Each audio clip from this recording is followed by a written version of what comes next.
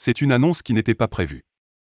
Le chef du gouvernement ivoirien, Patrick Hachi, a remis sa démission au président Alassane Ouattara ce mercredi 13 avril 2022, lors du Conseil des ministres. La démission du Premier ministre Patrick Hachi a également entraîné la démission du gouvernement ivoirien. Le président Alassane Ouattara annonce la nomination d'un nouveau Premier ministre et d'un nouveau gouvernement la semaine prochaine. Le chef de l'État ivoirien promet un gouvernement resserré d'une trentaine de membres.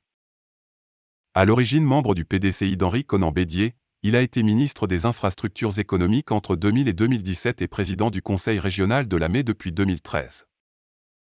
Il devient alors un partisan d'Alassane Ouattara, qui le nomme secrétaire général de la présidence en 2017 et ministre d'État en 2020. En 2021, il a pris la tête du gouvernement, initialement par intérim après la mort de Ahmed Bakayoko à l'époque. En février 2021, le Premier ministre Ahmed Bakayoko a été hospitalisé pour un cancer en phase terminale en France puis en Allemagne. Patrick Hachi a été élu député lors des élections générales du 6 mars. 2 jours après l'élection, le 8 mars, le président Ouattara nomme Patrick Hachi Premier ministre par intérim.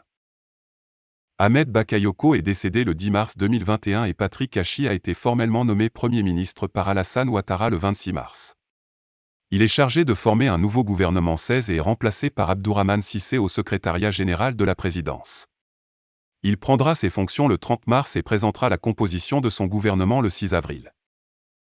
En octobre 2021, son nom sera mentionné dans les Pandora Papers.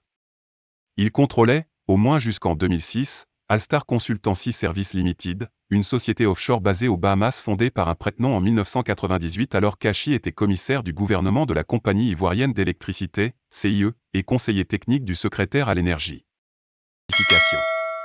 Likez la vidéo si ce n'est pas déjà fait. Laissez aussi votre point de vue en commentaire.